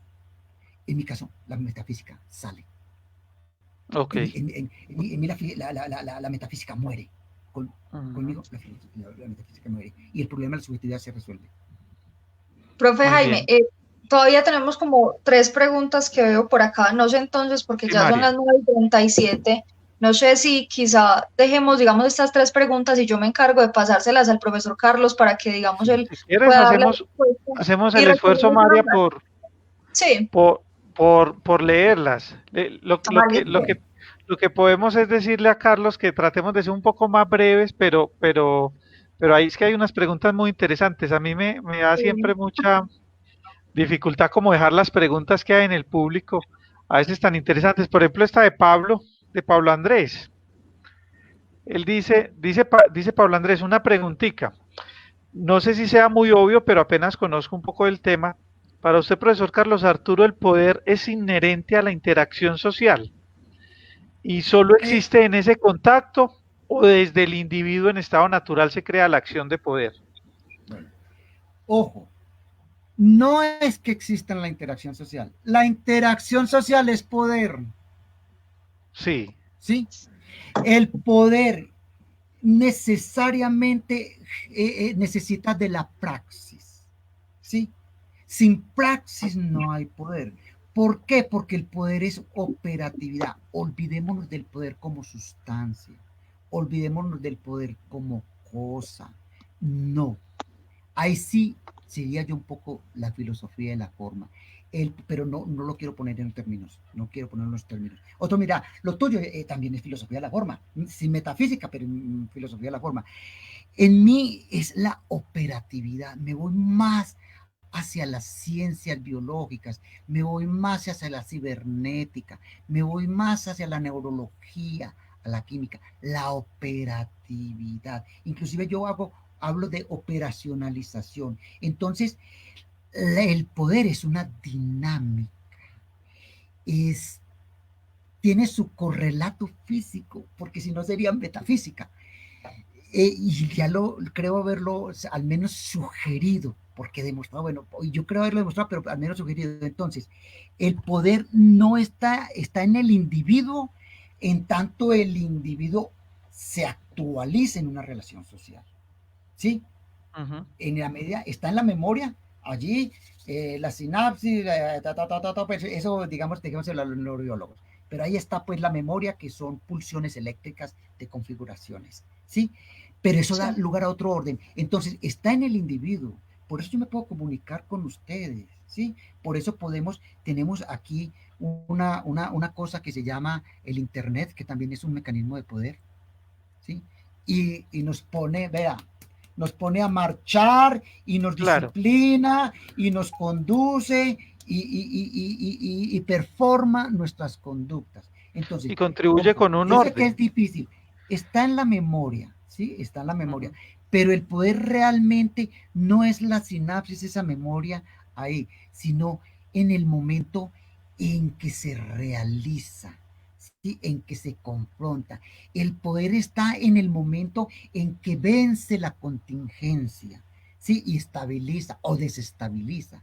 Ojo, esa palabrita de estabilizar y de desestabilizar o de reinterpretación es fundamental para las investigaciones. Ustedes pueden hacer muchas investigaciones tratando de ver cómo se estabiliza el poder en un momento determinado de la historia colombiana, cómo se estabiliza el poder en una fábrica, cómo se estabiliza el poder en el alma mater de la Universidad de Antioquia, que tengo unas críticas al alma mater de la Universidad de Antioquia, porque a mí me parece que hay un poder y podría criticarlo que ellos llaman su patrimonio, que solamente yo veo es ahí un poder muy cosificado, un poder demasiado estabilizado, y podríamos hacer una crítica a la política de la Universidad de Antioquia para demostrarles cómo existe un enquilosamiento, un poder pegado con esa cola loca casi, o pega loca, no sé cómo se llama en Colombia. Aquí se llama cola loca. Aquí se dice cola loca. Hay que decir en este programa, María, que hablemos de ciencia política, no se hace responsable de los comentarios de los invitados. Estoy dispuesto a demostrárselo y traté de impulsar una investigación en la Universidad de Antioquia con estudiantes de pregrado de educación. Vamos a desmontar el alma mater. El alma mater es un discurso de poder. Voy a quitar el video con mi rostro donde está metido un pensamiento conservador. Claro. Ojo, incluso en Antioquia, Carlos, uno encuentra en el discurso de la madre un ejercicio de poder muy fuerte, ¿cierto? Sí. El monumento a la madre a mí me ha llamado mucho la atención porque siempre que uno visita un municipio en Antioquia, y yo creo que en Colombia, eso no es realmente un asunto exclusivo antioqueño, ¿cierto? Uno encuentra un monumento a la madre y la madre tiene un significado muy importante. Qué bueno que dices eso, Jaime. Acabo de ver una telenovela mexicana, porque hay que ver telenovelas para saber cómo funciona el poder, ¿no? Claro. Cuando un joven se le revela a la mamá y trata de alzarle la mano, se le estaba desestabilizando una relación. Claro. Y la madre le dijo, la señora con una palabrita la estabilizó. ¿Saben qué le dijo? Soy tu madre. Se cayó el tipo. Soy tu madre. Claro. Lo que acabas de decir, lo que tú acabas de decir, con esa palabrita estabilizó esa desestabilización. Soy tu madre, soy tu superior, soy tu regente, tú me debes obediencia, tú me debes a mí respeto. Con solo decirle madre, y el tipo, ¡pum!, quedó así. Casi tu origen. Lo que tú dijiste es perfecto. O ante la palabra, porque soy el profesor. ¡Pocha! Ya, tumbó el argumento del alumno. Es que yo soy el profesor. O en su casa. Y es que usted sabe más el profesor, como me decían a mí cada ratico. Y es que usted sabe más que el profesor. ¿Y por qué no puedo saber más que el profesor? Puede que sí. Pero claro, el profesor es una figura de un sentido estabilizado muy fuerte. Ojo, ahí vea, para investigación. Así podríamos hacer miles de investigaciones para saber cómo funciona el poder. Desde los espacios más íntimos a los espacios más públicos.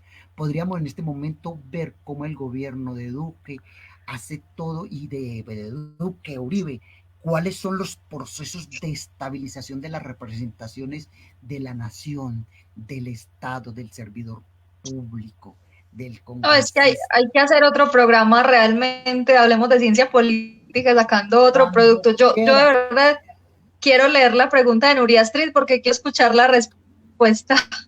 A ver, ¿qué dices con...? A ver, ¿qué dice? Interpretar en contexto, es decir, Todos los procesos de poder son repetidos. Ya han existido un fenómeno cíclico. Puede ampliar el concepto. Mira, en el caso de la madre, se repite de generación tras generación hasta que alguien de pronto rompe. En el caso de la mujer, existió por siglos hasta que las feministas rompieron y dijeron, es que lo íntimo también es político. Rompen. Entonces, el poder que beneficia a alguno en algunas cosas y no beneficia a otros, a esos que beneficia, ¿sí? A esos que beneficia, ellos tratan por todas maneras de mantener estable una representación. Es el caso de Uribe. Uribe, con todo su discurso, lo que hace es de mantener una estabilización, de una representación de lo que es la política, de lo que es lo público, de lo que es el interés público, siempre redefiniendo, teniendo constantemente. Pero recuerda que el poder estabiliza, pero el poder también, el poder dominio sirve para desestabilizar. La contracultura es desestabilizadora.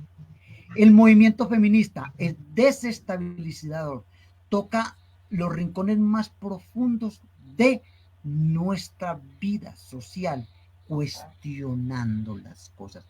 ¿Por qué las cosas son así y no pueden ser así? ¿Sí? Uh-huh. Entonces, en este momento podríamos hacer un estudio muy bueno de cómo estabiliza a través de qué, y leer el discurso y leer gestualidad y leer una serie de cosas, porque aquí también la gestualidad, la entonación de la voz, todo, cómo ellos están estabilizando un discurso que es un discurso neoliberal, neoliberal cristiano, judeocristiano, un discurso neoliberal judeocristiano. Hay una pregunta también de Juan Garcés, que dice, ¿qué sucede entonces cuando la relación de poder es entre iguales? ¿Dónde queda el dominio? No hay relación de poder entre iguales. O se estabiliza una representación o no se estabiliza. O no se estabiliza. Esa es la implicación así de sencillo. esa. Lo que pasa es que saben que, compañero, se llama el Juan Garcés. Juan Garcés. Lo que pasa es que tú y yo somos dominados por un poder histórico y no nos damos cuenta. Y es como entre iguales, pero no es entre iguales. Eso tiene una historia. Ojo, y no lo había dicho, todo sentido, y sobre todo en la política, todo sentido tiene una historia detrás. Y en la historia están los seres humanos. No soy estructuralista. Ojo, todo sentido por el cual nuestras conductas se conducen tiene una historia. Mi teoría es profundamente histórica. La historicidad, el poder hacer.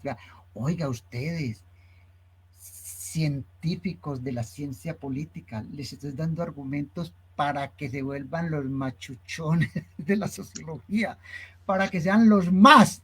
De decirle, es que el poder genera historia. Nosotros somos estudiosos de las ciencias políticas. En serio, ustedes con esto se pueden potencializar y pueden incurrir con mucha autoridad en muchos ámbitos. Yo me he especializado en la antropología política y tengo una propuesta de antropología del poder. Entonces, ustedes, si yo no hubiera sido antropólogo, ¿sabe qué me hubiera gustado hacer? ¿Qué creen que me hubiera politólogo, gustado sociólogo político. Politólogo. Sociólogo político, sí, señor. Todavía está tiempo a estudiar ciencia política. Sí, está haciendo ciencia política, ¿cómo le diríamos lo del poder? A ver, ustedes, ¿qué más ingenio? Estás haciendo cratología. Política. Bueno, digamos, cratología. Entonces, compañeras, los dos y todos los que están escuchando ahí, de los de ciencia política, ustedes tienen todo un universo y ustedes están llamados a ser centrales en el discurso de las disciplinas sociales. Ustedes tienen hoy por hoy un llamado a la centralidad. Para mi gusto. Claro. Sí, señor. Sí. Muy ahorita, el día de mañana deben ser consultados por las empresas, por los equipos de fútbol, por los sindicatos, por los gobiernos, hasta por las madres solteras o casadas, deben el de mañana consultados. Sí. María, ¿Qué más? Profe, no, ahorita antes de leer la pregunta de Nuri, todo el que tenga claro sabe la problemática que hay con el internet tan impresionante, pero entonces no sé si leemos la última, ya creo que la de Daniel Alzate es la última pregunta ya para cerrar. No sé si me perdí, profe Ramírez, en lo que acontece en el orden biológico, no puede afectar en las actuaciones del orden semiótico, si es así, no afecta. Mira, el orden semiótico es semiótico, es una operatividad cerrada, no lo puede afectar un corrientazo. Las sinapsis son pulsiones y usted no le mete un corrientazo a una persona, entonces cambia el concepto de Estado, cambia el concepto de la participación ciudadana, cambia el concepto de la relación hombre-mujer. Si así fuera, metámosle corriente a las personas y con esos corrientazos pues, le podemos de pronto cambiar. Tal vez afecte a una parte del cerebro y lo mate, y entonces la persona termine haciendo quién sabe. Pero usted con un corrientazo, ni usted con el orden de los procesos celulares va a poder afectar una representación, no puede. Una célula con su operatividad afecta a otra célula, o crea un organismo, o transforma un organismo, porque hay la evolución. Sí, una célula se transforma a sí mismo, no por el discurso que yo le diga, hola celulita, entonces ahorita celulita, ya deje ese Alzheimer. ¿Por qué? Porque el orden de lo semiótico no afecta el orden de lo biológico, ni el orden de lo biológico afecta al cerebro, y el cerebro es el soporte, pero no va a afectarme la concepción, digamos, de que los hombres calvos tal vez no somos tan bellos, por ejemplo, en la sociedad del consumo, o los hombres viejos, o que la mujer tiene cierto grado de inferioridad. No, no lo va a afectar. Ni yo, y eso lo dice Luhmann, ¿saben qué? El discurso no afecta el orden de lo biológico. Háblele a una célula a ver si la célula le dice, sí, cómo no, mañana corrijo ese problemita del Alzheimer. No, no lo puede afectar. Mire, yo sé que es muy difícil, esto de los niveles de integración es muy difícil, entenderlos es muy difícil, es muy difícil, muy difícil. Tan difícil que Niklas Luhmann, él, pensador más complejo, no lo puedo entender sino como una operatividad casi cibernética. Es que Niklas Luhmann se basa en los genes. Los genes, ellos actúan y producen a Jaime. Vean, usted es producto de los genes. Pero Jaime, el sentido que tú le das a las cosas de la vida no lo dio los genes. Puede condicionar todo, los genes puede generar pulsiones sexuales, pero finalmente lo que significa una pulsión sexual lo define el ser humano. ¿Sí? Yo tengo un artículo muy bueno, pero muy pesado, sobre el Me Too, sobre las relaciones erótico-sexuales, y me baso en la psicología. Es muy pesadito, porque se me fue la manito. Si quieres se los envío. Sobre claro, el problema del Me Too, aquí y hablemos entonces de hablo de ciencia las política. relaciones erótico-sexuales, y muy deseable, planteo de Carlos. cómo, oiga, y lo dijo Foucault en una nota de pie de página, dijo, el problema con la sexualidad es que está fundamentado en la represión. ¿En la qué? En la represión. Foucault lo dijo. El problema con la sexualidad es que está fundamentado en la represión. Y esto es una crítica a las feministas. Ellas tienen que entender que ellas todavía son portadoras de un sentido estabilizado en la represión que no han podido trascender. Tú, Jaime, y quizás yo también. Las relaciones erótico-sexuales están fundamentadas, finalmente, o en gran parte, en un sentido estabilizado que toma cuerpo con la represión que no hemos podido trascender, en tanto porque saben que a veces no saben que existe. Y retomo un poquito a Freud y hablo de la represión. No la represión como un ejercicio de fuerza. ¿Sabe qué es la represión para mí? Una representación, un sentido. La represión es un sentido. la pulsión, en vez de la pulsión, se pone una figura, que es la relación pecaminosa con el sexo, la relación del sexo en determinada manera, de lo erótico sexual. La represión en casi todos, o en todo mundo, es como una fuerza, que no explican, una fuerza. Para mí la represión es una estabilización de una representación que reprime la pulsión biológica. Y si la quitamos, le podemos dar otra representación. Entonces, yo a la feminista le digo, hay que agarrar esta estabilización, ¿sí? Porque es un acto de poder, estabilización, que reprime la pulsión biológica y cambiarla por otra representación. Hay que construirla. Tengo que hablar con la feminista. Yo entregué esto a una feminista doctora en España y le gustó mucho. Si quiere la envío. Está un poquito pesado. Y también désela a todos los que entraron. Muy bien, muy bien. Todo es bienvenido aquí en el programa, profe. Carlos, me das una puntada. La presentación, pásesela a todo mundo. Y sabe qué, compañeros, si puedan, expónganla, complementenla, critíquenla, transfórmenla. Si usted el día de mañana está exponiendo por allá eso y yo llego, voy a sentirme contento. No voy a decir, ¡ay, me copió! No, lo importante es que lo diga. Muchas gracias, Carlos, por ese aporte que le haces a esta comunidad de Hablemos de Ciencia Política.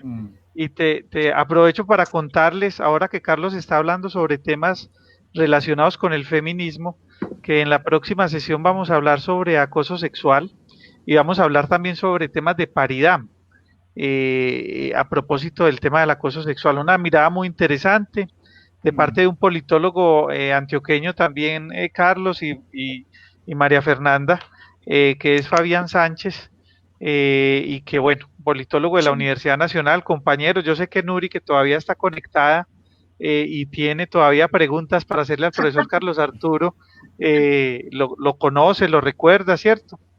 Bueno, entonces los esperamos. Hay que hacer un taller sobre poder, comunicación y marketing con Néstor, el profe y Nuri, seguramente. Claro, ¿no? Y espere que yo vaya a Colombia, podemos hacer unas tintear de 3 sesiones, y ahí sí le metemos bastante la neurobiología, y le metemos a la cuántica, y le metemos a la semiótica, y explicamos bien. Yo tengo una cantidad de cosas escritas sobre eso para ya finalmente dar el punto final al artículo. Claro, y no puedo dejar de hacer hacer la lectura de del planteamiento que hace ya muy al cierre Daniel Alzate, que además es un compañero que pues nos ha venido apoyando mucho en Hablemos de Ciencia Política, con su presencia, con su constancia, y Daniel nos dice, uy, no, corrientazos no y menos hoy. Corrientazos es comida, ¿no? No, Daniel se refiere, Carlos, los corrientazos que le dieron a ese al abogado. Claro, Uy, no. Al ejercicio que vimos el día anterior, que es un ejercicio completamente repudiable, doloroso, más en una fecha como estas en que el país está conmemorando el Día Nacional de los Derechos Humanos, que es el 9 de septiembre.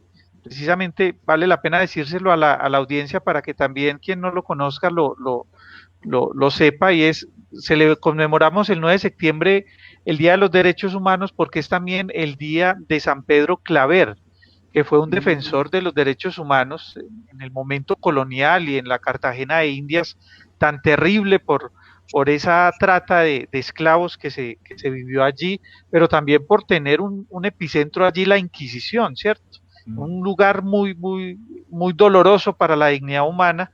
Y bueno, hoy conmemoramos ese día ese día de los derechos humanos, y desafortunadamente hoy tenemos también noticia de que con corrientazos, con el taser, que la Policía Nacional pues lo ha venido implementando, fue asesinado pues un abogado, padre de 2 hijos, en Engativá, en Bogotá, ¿cierto? Y es un hecho completamente lamentable. Qué bueno, Daniel, que traes a colación el tema. De pronto un poco macabro, pero muy importante decirlo en Hablemos de Ciencia Política, y repudiar esa actuación. Jaime, ahorita que tú hablas de ese personaje histórico, sí. Pedro Claver, se me viene aquí ahorita a la mente, ojo, con estas propuestas teóricas y metodológicas se puede hacer historiografía. Bien interesante.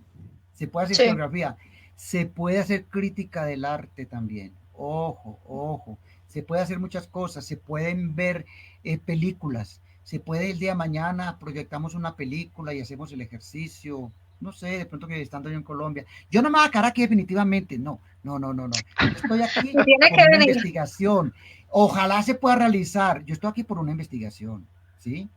Que pienso realizarla en Colombia se llama antropología política, está totalmente montada, entonces la hago en México sobre un tema mexicano para que me puedan dar el postdoctorado, pues la estancia claro. postdoctoral. Pues yo la podría haber hecho en Colombia, pero aquí me dan la estancia postdoctoral. Entonces vamos a ver si se realiza eso porque la pandemia realmente hoy nos tiene muy fregados y en el ámbito Sí, académico presencial, fregadísimos, claro, en el fregadísimos, ámbito académico fregadísimos. presencial tiene un impacto Y, enorme. y yo no Sí. puedo resistir hasta... Precisamente nos está preguntando Nuri, qué pena que tapo de pronto un poco a María Fernanda con la pregunta de Nuri, que dice Nuri, el fenómeno de COVID, ¿cómo afecta las relaciones de poder en el marco de su teoría? Puede ser una nueva estabilización de una interpretación del mundo. Es que el COVID puede ser empleado como un mecanismo a través del miedo y de dominio. Ok, Tener a la humanidad en el total miedo, porque dice, la guerra biológica puede ser en cualquier momento estar presente y de detonada pronto y Maduro nos ataca con, ¿sí? Y el comunismo y el marxismo está preparando una guerra biológica, entonces mantenerlo en el miedo, porque el miedo es una forma de estabilizar a la gente, ¿sí? Entonces, Sí. el COVID puede ser leído en ese sentido, que yo creo que en parte, pero también yo creo que en parte tiene que ver con un orden económico.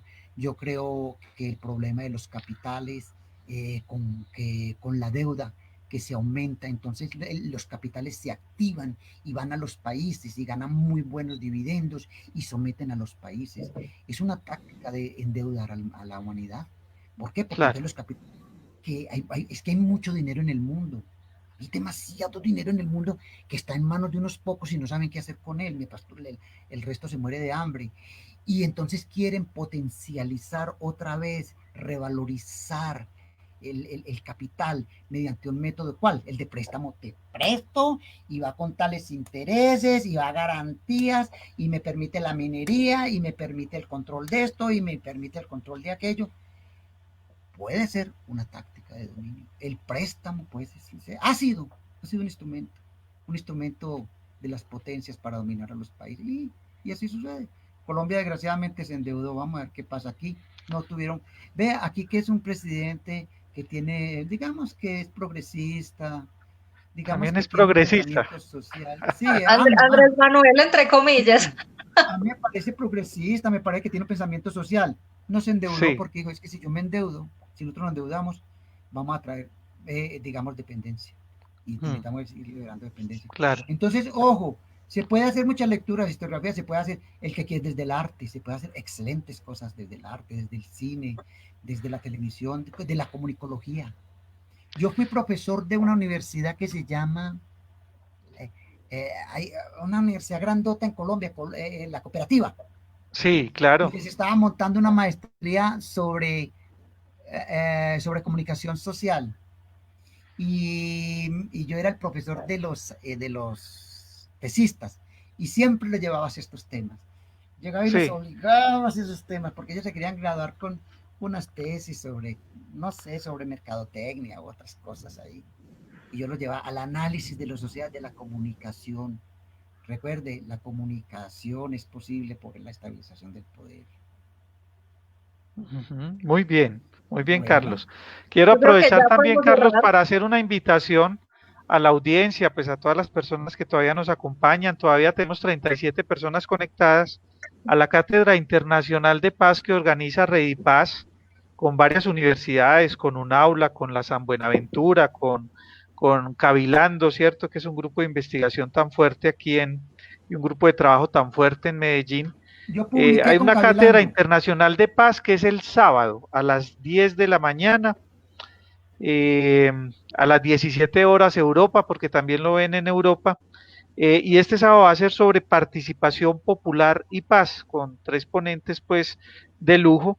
precisamente Cristina Arbeláez, que también estaba aquí conectada con nosotros hace un rato, y que nos saludaba en el programa. Cristina Arbeláez va a ser la moderadora, ¿cierto? Entonces, para que quienes estén interesados, Cátedra Internacional de Paz, Participación Popular y Paz, sábado 10 de la mañana por la fans page, por la página de Facebook del grupo Cavilando, ¿cierto? Cavilando Yo se publiqué con escribe con ellos un K. artículo, con Cavilando, en la revista Cavilando, publiqué un Ah, qué artículo. bueno, Sobre ciudad, algo sobre ciudad. sobre ciudad, pero será la del Ágora, de la San Buenaventura, ¿o Yo no? no sé, No yo la... publiqué, una vez me pidieron un artículo para Cavilando y yo publiqué en Cavilando, que tienen publicación en papel y publicación Sí, electrónica, creo. digital, sí, qué bueno, Eso. qué bueno. Precisamente nos estaban interrogando sobre tus contactos, Carlos. Gisbeidi Pérez nos dice, ¿es posible que el profe deje su contacto, correo o red social para hacerle Sí, consultas?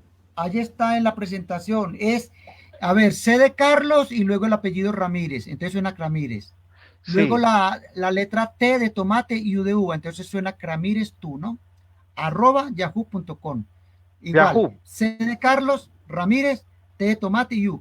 Entonces suena Cramírez tú, @yahoo.com. O sea, Escríbanme a la orden, cramireztu@yahoo.com. Muy bien, ahí a tienes la Gisbeidi orden. para que Estoy puedas consultarle al disponible profe Carlos. Bueno, les para hablar. agradezco mucho por todo, a toda la audiencia que nos acompañó, a María Fernanda, que también estuvo acá en el estudio. Gracias, María, por tu presencia. Y al profe Carlos por este valioso aporte. Yo creo que Bueno, nos manda con muchas preguntas para a sí. dormir, pues porque ya vamos a dormir. Creo, Carlos, que ustedes están en la misma hora de nosotros. Sí, estamos en horario de verano, de verano. Ya se acaba el verano ahorita el 20. Bueno, entonces nos mandas con muchas preguntas y con nuevas perspectivas para el tema del Sí, poder, ¿cierto? y hay que ampliarlo, ¿no? Yo a mis estudiantes de teorías del poder les recomiendo mucho como recoger todas esas críticas que ha hecho Carlos a Niklas Luhmann, que es pues uno de los autores que nosotros vamos a ver más adelante. Yo creo que por allá Háganles un finalizando examen. octubre vamos a estar trabajando a Niklas Luhmann, entonces para que desarmemos a Luhmann y le demos gustico a Carlos pues con las críticas que él tiene. Mm. Y a ver si me pueden a mí aclarar qué son esas operaciones muy abstractas, muy complejas de que habla Niklas Luhmann, que es el código. No sé qué son, qué es eso. Sí, bueno, muchas gracias a todos y a todas. Nos vemos Bueno, entonces María, el próximo miércoles a las 8:15. Vamos a trabajar sobre acoso sexual con el politólogo Fabián Sánchez. Muchas allá, ahí gracias por estaremos. estar acá y nos Gracias, vemos Jaime, pues. gracias, María Fernando. Chao, Buenas profe, muchas noches, gracias. Que chao, que estén esté muy muy bien. bien. Muchos Bye, éxitos. lo mismo, éxito, bye.